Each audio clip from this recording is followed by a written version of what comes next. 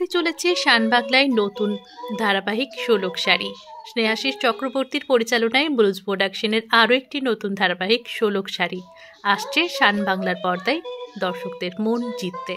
ধারাবাহিকে প্রথমবার মুখ্য ভূমিকায় থাকতে চলেছে নতুন মুখ। ষোলকের ভূমিকায় অভিনয় করতে দেখা যাবে সুকন্যা এবং শাড়ির ভূমিকায় থাকছে অয়ন্তিকা। এছাড়াও অনেক নামকরা শিল্পীরা এই ধারাবাহিকের বিশেষ ভূমিকায় অভিনয় করবেন, যেমন থাকতে চলেছেন কৌশিক ব্যানার্জি, অনন্যা বিশ্বাস, মৈত্রী মিত্র। এছাড়াও পার্শ্ব চরিত্রে আরও নতুন কলাকুশলীদের দেখতে পাওয়া যাবে। গতকাল ছিল সাংবাদিক মাধ্যমে ষোলক শাড়ির প্রেস মিট, যেখানে উপস্থিত ছিল কৌশিক ব্যানার্জি, মৈত্রী মিত্র, অনন্যা বিশ্বাস থেকে শুরু করে ধারাবাহিকের অন্যান্য কলাকুশলীরা। প্রত্যেকেই নিজেদের চরিত্র নিয়ে দর্শকদের সামনে কিছু কথা শেয়ার করেছেন। স্নেহাশিস চক্রবর্তী মানেই নতুন নতুন চরিত্র আমরা দেখতে পাবো, তা বলাই বাহুল্য। ধারাবাহিকের অনেকটা পর্ব শুটিং হয়েছে বোলপুরে। ধারাবাহিকের নিজেদের চরিত্র নিয়ে সকলেই কিছু কিছু কথা সকলকে জানিয়েছেন, যেখানে অনন্যাকে দেখা যাবে আরও একবার একটা খল চরিত্রে। অন্যদিকে মৈত্রী মিত্রকে খুবই সুন্দর একটা স্ট্রং চরিত্রে আমরা ধারাবাহিকে দেখতে পাবো। ষোলক শাড়ি ধারাবাহিকটি দুই বোনের গল্পকে নিয়েই শুরু হবে, যেখানে ষোলক খুবই ডানপিটে এবং স্পষ্টবাদী। অন্যায় দেখলে প্রতিবাদ করতে তার সময় লাগে না 1 মিনিটও। অন্যদিকে শাড়ি ষোলকের থেকে একেবারেই বিপরীত। সে একটু ভীতু এবং নিজের আত্মসম্মান নিয়ে সচেতন। দুই বোনের স্বপ্ন যে তাদের হাতের তৈরি শাড়ি একদিন গোটা দুনিয়া ছাড়িয়ে পড়বে এবং তাদের শাড়ির একটা বড় দোকান হবে। তাদের মাথার ছাদ আরও পাকা হবে। দুই বোনের এই স্বপ্ন কি সত্যি হবে? সেই কাহিনী নিয়েই আসছে ষোলক শাড়ি। আগামী 10ই ফেব্রুয়ারি থেকে প্রতিদিন সন্ধ্যে 7:30টায় শুধুমাত্র শানবাংলায়।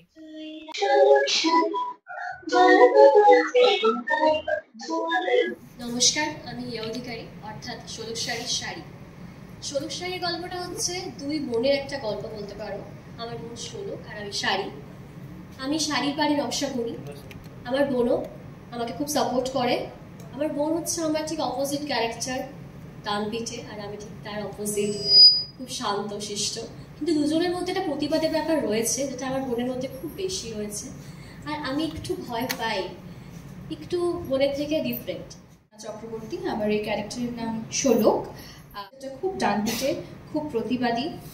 মারপিট শিখেছি, ভ্যান চালানো শিখেছি, আর মাকু চালানো শিখেছি, সেলাই করা শিখেছি, শিখেই যাচ্ছি। চরিত্রের নাম হচ্ছে সার্থক মুখার্জি। একটি বিত্তশালী পরিবার থেকে বিলং করে, কিন্তু সেইভাবে আপব্রিঙ্গিং হওয়ার সত্ত্বেও ছেলেটা প্রচণ্ড ডাউন টু আর্থ, ভ্যালুসগুলো খুব বোঝে, খুবই সিম্পল, কোনো রকম ফ্ল্যাশি জিনিস একদম পছন্দ করে না, and he is not a spoil brand. আপাতত আমার চরিত্রটা এরকমই। এবং ব্লুজের সঙ্গে বেশ কয়েক বছর পরপর অভিনয় করেছি ব্লুজ কোম্পানিতে। বোধহয় এটা 4th প্রজেক্ট। আমার এই প্রজেক্ট সম্পর্কে যেটা সবচেয়ে বেশি আগ্রহ, যে আমাকে যে চরিত্রটা লেখক স্নেহাশিস চক্রবর্তী দিয়েছেন, সেটা প্রায় আমি জীবনে পাইনি। আমি একটা পজিটিভ চরিত্রে অভিনয় করছি, এবং সব থেকে আরও আনন্দের যে চরিত্রটা ঘর জামাই, এবং ঘর জামাই যারা হয় তারা তো অপটিমিট ক্যারেক্টার হয়। 2005 সাল থেকে আমি স্নেহাশিসদের চরিত্রে কাজ করছি, এবং আমি দেখেছি প্রত্যেকবার উনি না কিছু নতুন কিছু আমাকে দিয়েছেন, এবং আমি আবার নিজেকে নতুন করে খোঁজার চেষ্টা করেছি, পেরেছি কিনা জানি না। তো আজকের চরিত্রটা যেটা নিয়ে আমরা এখন কাজ করছি ষোলক শাড়িতে, স্নেহাশিসদা এমন একটা চরিত্র আমাকে দিয়েছেন যেটা মানে কোনো দিক দিয়ে আমার ব্যক্তিগত চরিত্রের সঙ্গে মেলে না। এটা আমার কাছে একটা ভীষণ বড় চ্যালেঞ্জ এবং পরীক্ষার, এবং আমার চেষ্টার, শেখার। আমাকে শিখতে হবে, চেষ্টা করতে হবে ঠিক মতন পারফর্ম করার। এমন একজন মানুষ যে ওই একটা রিচ ফ্যামিলির আভিজাত্য এবং সেই মানে একটা বড়লোকি আনাতে বিশ্বাস করে, তাদের বনেদি আনাতে না, বড়লোকি আনাতে বিশ্বাস করে। সেই জায়গা থেকে দাঁড়িয়ে একটা মেয়ে তার স্বামীকেও প্রতিবাদের দুটো ছোট বড় কথা বলতে পারে, ছেলেকে তো যখন তখন থাপ্পড় মারছি। তো সেইখানে দাঁড়িয়ে আমার এই চরিত্রটা, কারণ সাধারণত সকলেই আপনারা জানেন যে আমি মানে ভীষণ মমতাময়ী মা, যেটা সবাই দেখে অভ্যস্ত, এবং আমি দুষ্টু চরিত্র করলে সবাই আমাকে বলেন যে তুমি কেন এরকম দুষ্টু চরিত্র করছো। কিন্তু শিল্পী হিসেবে সেটাও আমাদের কাছে একটা ভীষণ প্রাপ্তি যে আমাদের সুযোগ দেওয়া হচ্ছে যে নানান রকম চরিত্রে কাজ করার। এইটা দুষ্টু চরিত্রের থেকেও আমি বলবো অনেকটা আলাদা। শুধু দুষ্টু চরিত্র নয়, এর মধ্যে অনেকগুলো শেড মানে আছে বলে আমার বিশ্বাস। সেটা যত ধীরে ধীরে সিন আসতে থাকবে হয়তো আমরা আরো বুঝতে পারবো, চেষ্টা করবো যদি সেটাকে দাদার ভাবনা অনুযায়ী, দাদার ক্রিয়েশন অনুযায়ী সেখানে রিচ করতে পারে। আঁচল মুখার্জি চরিত্রটা প্লে করছি। চরিত্রটার ব্যাখ্যা বলতে গেলে এই মুহূর্তে দাঁড়িয়ে আমার সামনে আমার মা, বাবা, ভাই আর ওই যে শয়তান মেয়ে দুটো, বেসিক্যালি ওরা ভালো, শয়তানিটা আমাকেই করতে হয়। তো ষোলক আর শাড়ির আমাদের পার ইন্ডাস্ট্রির এমডি আমি। মা মোটামুটি আমাকে দায়িত্ব দিয়ে দিয়েছেন অনেকভাবে, অনেক ধরনেরই কি বলবো, এতদিন ধরে এত ধরনের নেগেটিভ চরিত্রই করে এসেছি যে নতুন করে আমার আঁচলকে তৈরি করতে আমার প্রথম দিকে একটু হেল্প লাগবে, লেখকের হেল্প লাগবে, দাদা স্নেহাশিসদার হেল্প যথেষ্ট লাগবে। মানে কতটা মানে আনন্দিত তোমরা নতুন সিরিয়ালে? প্রচুর মানে এক্সপ্লেন করা যাচ্ছে না। শুরু হয়েছে, একদম খুব ভালো কাজ করছে। হ্যাঁ, অ্যাকশন টাচও খুব ভালো, খুব ভালো আছে। দুই বোন আর আমরা হচ্ছে একে অপরের অপোজিট। মানে ও যদি রান পিঠে হয়, আমি ভীষণ শান্ত একটা মেয়ে। আমি শাড়ি পাড়ে নকশা করি, আমি শাড়িতে নকশা করি। আর আমাদের স্বপ্ন হচ্ছে একটাই, শাড়ি আমাদের শাড়ি অনেক জনপ্রিয়, অবশ্যই আরও বড় কোম্পানি হবে, এটাই আমাদের স্বপ্ন। আমাদের মাথার একটা বড় ছাদ হবে, এটাই আমাদের স্বপ্ন। এটা না প্রতিটা ঘরে ঘরে রিলেট করতে পারবে আমাদের স্টোরিটা দেখে, যে প্রত্যেকটা রিলেট করতে পারবে, যে একটা আমাদের স্ট্রাগলটা দেখে রিলেট করতে পারবে। এবং I am really grateful that দাদা আবার আমার উপর বিশ্বাস রেখেছেন।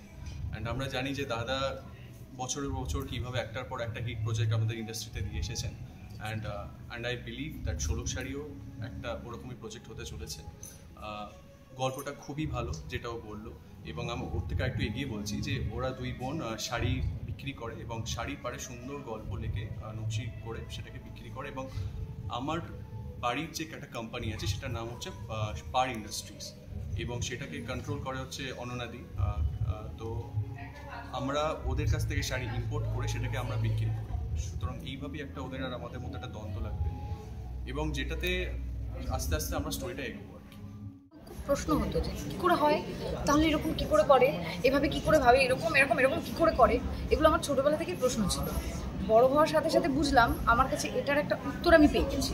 কী পেয়ে গেছি বলি, সেটা হচ্ছে ধরো আমি একটা মানুষ, সাধারণ মানুষ, আমি কাজ করতে এসেছি, একটা চরিত্র প্লে করছি, সেটা নেগেটিভ, সেটাতে গ্রে শেড আছে, সেটা অনেক শয়তানি করছে, দুষ্টুমি করছে, লোকের পিছনে লাগছে, লোকের ক্ষতি করার চেষ্টা করছে, খুন করে দেওয়ার চেষ্টা করছে। তো সবই তো অভিনয়। করতে গিয়ে দেখলাম রিওয়ার্ড হিসেবে আমি লোকের গালমন্দ পেয়ে যাচ্ছি। লোকের আমাকে এমনও কথা বলা হয়েছিল গাড়ি থেকে নেমে পেটাবো, মানে এইগুলো, মানে গাড়ি থেকে নামিয়ে পেটাবো। মানে আমি তখন সদ্য বাচ্চা বয়সে গাড়ি চালাই কলকাতায়, ঠিক আছে, আমি কি আমাকে যদি নামিয়ে পেটায় আমি কী করবো, আমাকে তোকে বাঁচাবার নেই, ছোট্ট হাইট আমার। তো এই ধরনের, কিন্তু তারপরে ধীরে ধীরে বুঝতে পারলাম ওটাই হচ্ছে ভালোবাসার কথা। মানে এতটাই কনভিন্সিং ছিল তখন আমার চরিত্রটা ওনাদের চোখে, বা আমি চেষ্টা করেছিলাম। তো সেই জায়গা থেকে দাঁড়িয়ে এখন আমি বুঝতে পারি মানুষ বলে যে টিভির পর্দায় যারা নেগেটিভ তারা পার্সোনাল লাইফে পজিটিভ বা হাসি খুশি মেজাজের কেন হয়, কারণ তারা এমনি প্রচুর গালমন্দ খেয়ে যায়। তো যখনই তারা মানুষের সামনে পড়ে তারা চায় এই কি আমি তো এরকম মানুষ নই, তাহলে আমার ভালো, আমি যেটা সেটাকেই দেখাতে চাই। এবার সেটা এত কন্ট্রাস্টিং হয়, বৃদ্ধি চরিত্র টিভির পর্দায় যেভাবে দেখে সবাই, ওইটা থেকেই ভালোবাসা বেড়ে যায়। এটা আমার কাছে ভীষণভাবে প্রত্যক্ষ হয়েছে বারবার। আমার চরিত্রটাই খুব খুশি। হ্যাঁ, তার কারণ আমি এত বছর ধরে যখন কাজ করে গেছি, শুধু ভালো মানুষের, ভালো মা, ভালো বউ, ভালো মেয়ে, এইরকমই তো সারা জীবন করতাম যখন, তখন আমার ভীষণ মনে হতো যে ভেতরের খিদেটা না আমাকে আরও অন্য কিছু করতে চাইছে, কিন্তু কেউ এটা মানতো না। সবাই বলতো যে না তুমি পজিটিভ, তুমি পজিটিভ। তো সেইখান থেকে দাঁড়িয়ে যখন অন্য চরিত্র পেয়েছি, তখন সেটা আমার কাছে বিরাট, যে কোনো শিল্পীর কাছে বিরাট তৃপ্তি। কারণ আমরা তো নানান ধরনের চরিত্র করতে চাই। দাদা আমাকে আগেও দিয়েছেন নেগেটিভ চরিত্র। আমি জগদ্ধাত্রীতেও একটা অত্যন্ত দুষ্টু মন্ত্রী হয়েছিলাম, এবং মানুষজন মানে আমি ওই জিনিসটা কোথাও পাইনি যেটা আমি জগদ্ধাত্রী করে পেয়েছি। জগদ্ধাত্রীর 7 দিন টেলিকাস্ট হয়েছে, রাস্তা দিয়ে গাড়ি যাচ্ছে, আমাকে গাড়িতে মুখ ঢুকিয়ে লোকে বলে যাচ্ছে যে কাকুরি দেবী কেন করছি, মানে এইটা আমার হচ্ছে কি আনন্দ হতো। এবং এই যে চরিত্রটা, সেটা না ওইরকম করাপ্টেড ক্যারেক্টার নয়, এটার একটা অদ্ভুত, এর মধ্যে কিন্তু একটা কী বলবো, একটা অদ্ভুত গ্র্যাভিটি আছে, অদ্ভুতের মধ্যে একটা পার্সোনালিটি আছে মহিলার মধ্যে। ইনি যেটা করছেন, নিজের ছেলেকে বারণ করছেন কি বড়কে যেটা বলছেন, সেটা কিন্তু বিশ্বাসের জায়গা থেকে, যে আমরা যে জায়গায় যে স্টেটাস বিলং করি সেখানে ওটা মানায় না। মানে এটা কিন্তু ওই রকম মানে খুন করে দিচ্ছি, মেরে ফেলছি, ওই টাইপের দুষ্টুমি না। এই বিশ্বাসযোগ্যতার থেকে ওই কাজটা করছে, সেটা আমার কাছে ভীষণ। ये जालिम दुनिया, ये जालिम इंडस्ट्री, सॉरी टू से বাট স্টিরিওটাইপ হই, বাট আমি এই মুহূর্তে আমি এক এবং একমাত্র এখানে বলতে বাধ্য হচ্ছি, এটা আমি বহু ক্ষেত্রেও বলেছি, যে পার্টিকুলারলি এই মানুষটা যার গল্পে আমি আবার কাজ করা শুরু করছি, সেটা হচ্ছে স্নেহাশিস চক্রবর্তী। ইনি আমার চোখের সামনে দেখা, যিনি নেগেটিভকে পজিটিভ, পজিটিভকে নেগেটিভ করতে 2 সেকেন্ড ভাববেন না, এবং যদি ওনার মনে হয় উনি করে উঠবেন। আমরা নতুন নতুন ছেলে মেয়ের সঙ্গে পাই এবং সেটা আমাদের খুব মজার লাগে। এবং অনেস্টলি আমি বলছি, আমি দ্বীপ জেলে যাই করার সময় থেকে এই নতুন ছেলে মেয়ে পেতে শুরু করেছি, এবং আমি দেখেছি মোস্ট অফ দ্য কেসেস, মানে 90% কেসে আমি দেখেছি সবাই ভীষণ পোটেনশিয়াল ছেলে মেয়ে আসে এবং তারা ভীষণ খাটতে পারে, এবং আমাদেরও না তাদের থেকে অনেক শেখার থাকে। আমাকে মোটিভেট করতে মানে দিস ইজ মাই কাজ, এটা আমার করণীয়। অভিনয় ভালো বলা হয় যে অভিনয় তুমি করছো ভালো মানে বুঝতে হবে তুমি ওই সময়ের ওই মিথ্যেটাকে সত্যি হিসেবে তুলে ধরতে পারছো পর্দায়। মানে তুমি ওটা নও, মানে পুরোটাই তুমি মিথ্যে বলছো, সেটাকে তুমি সত্যি হিসেবে তুলে ধরছো। যে যত ভালো সত্যি করে তুলে ধরে সে সব তত ভালো অভিনেতা বা অভিনেত্রী। আমার ওটাই টার্গেট থাকে সব রকম চরিত্রে। আর আমার কাছে সত্যি বেশিরভাগটা মিথ্যেই হয়। মানে এত নেগেটিভিটি কে করে? করে না তো। তুমি করবে, তুমি করবে, তুমি করবে, তুমি কেউ তো করো, আমি তো করবো না, আমি তো করিই না, আমি তো লোকের পেছনে লাগতে পছন্দই করি। আমার লোককে নিয়ে জীবনই চলে না, আমি ভীষণভাবে নিজের মধ্যে থাকি। তো সেখান থেকে দাঁড়িয়ে যখন চরিত্রগুলো এইভাবে পাচ্ছি, এই পার্টিকুলার মানুষটাকেই আমি আলাদা রাখবো, কারণ উনি আমার ভেতরের খিদেটা বোঝেন। আমি আমার এটাও জানি যে সবাই বলে নেগেটিভ চরিত্র করতে গেলে অনেক কিছু জানতে হয়, অনেক ভার্সেটাইল হতে হয়, ওটা শুনেছি সব।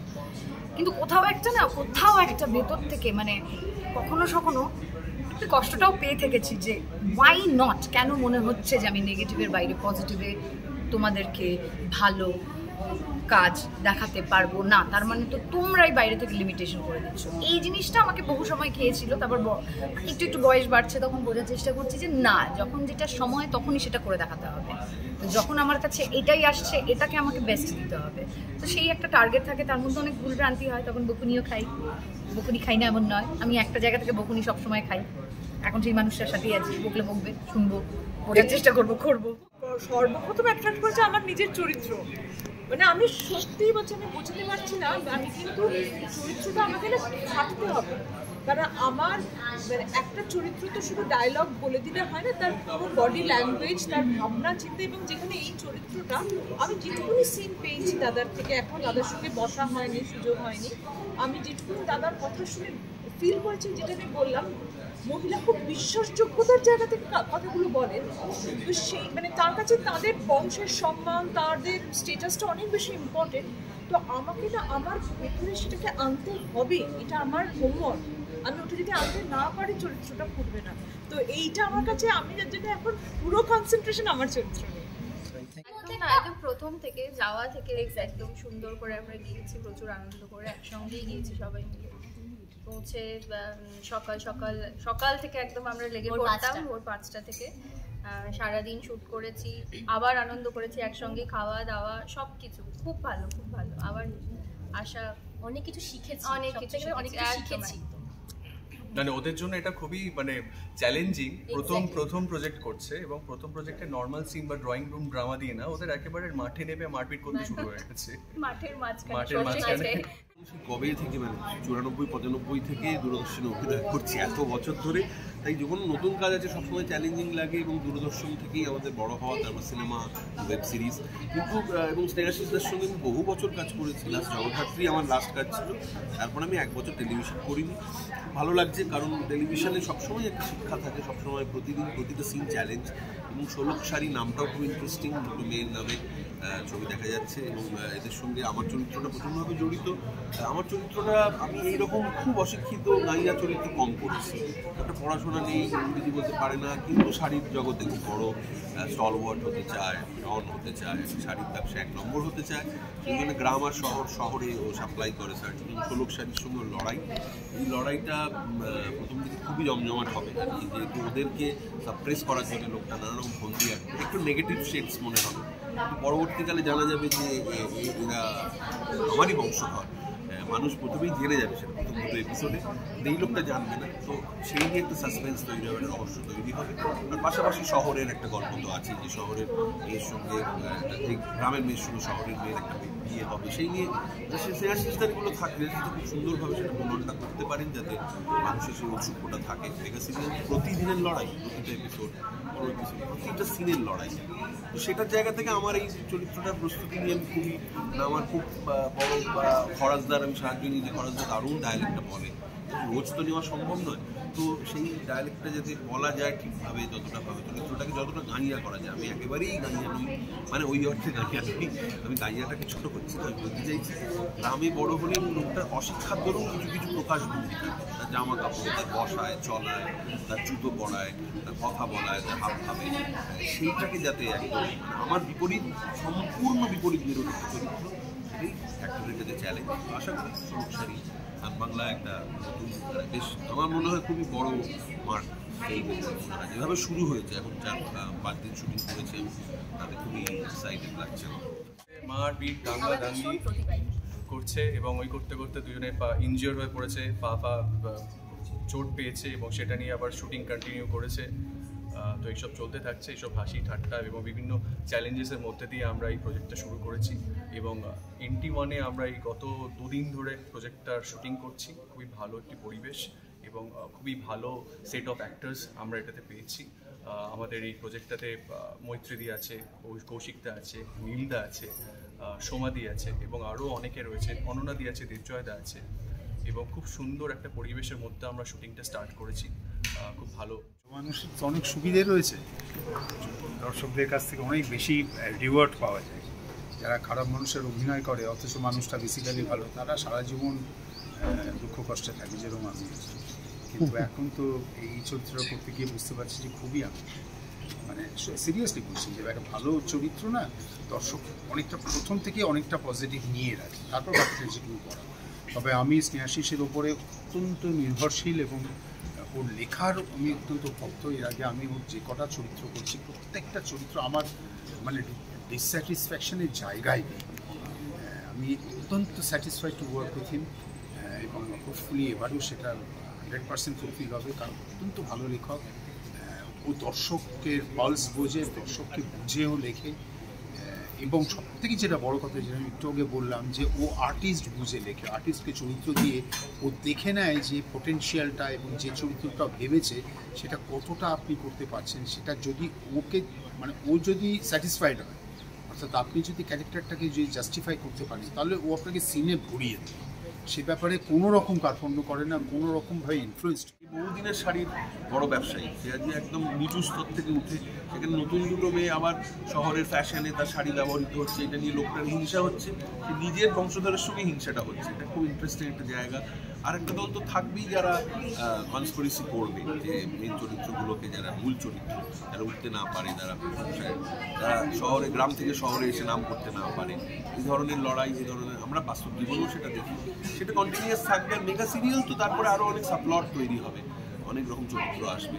বেসিক লড়াইটা হচ্ছে এইখানে, শাড়ির জগৎ, এবং সেই কারণেই লেখাটাও বোধহয় সেইভাবে শুনেছে, সত্য শাড়ি সেইভাবে খুব সুন্দর। আমার মনে হয় সেটা, এবার পুরো গল্পটা তো জানা নেই, কিন্তু আমার মনে হয় যে প্রেক্ষাপটে এই শাড়ির জগৎকে নিয়ে, তার সঙ্গে ফ্যাশন জড়িত, তার সঙ্গে একটা কলকাতার বনেদি পরিবার জড়িত, সব মিলিয়ে একটা সংঘাতও থাকবে, আবার ভালো মেলবন্ধনও হবে নিশ্চয়ই। আমি অন্তত 3 দিন না 4 দিন শুটিং করছি মাত্র। এটা একটা অত্যন্ত গরিব পরিবারের দুটি মেয়ে, যারা শাড়ির উপরে ডিজাইন করে, মানে ক্রিয়েশনটা তাদের এটা ক্রিয়েটিভিটি লেভেল তাদের। আর বড় লোকেরা সেইটাকে কিনে পারচেস করে সেটাকে ব্যবসা করে মুনাফাটা লোকে। এই যে গরিব এবং বড় লোকের যে বড় লোকদের যে গরিবদের কাছ থেকে কেনা পয়সার বিনিময়ে ট্যালেন্টকে কিনে নেওয়া, আমার মনে হয় এইটাই এই গল্পের একটা কি পয়েন্ট। হ্যাঁ, এটা টিপিক্যাল কিন্তু এই শাশুড়ি বৌমার গল্পই নয়। এটা it's a clash between lower middle class and upper rich class.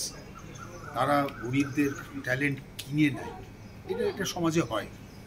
এটা সমাজে হয়। বহু বড় বড় প্রতিষ্ঠান আছে যারা সে আমি নাম বলতে চাই না, এবং বহু পত্রপত্রিকা প্রতিষ্ঠান রয়েছে যারা নামি দামি লেখকদের কিনে রেখেছিল।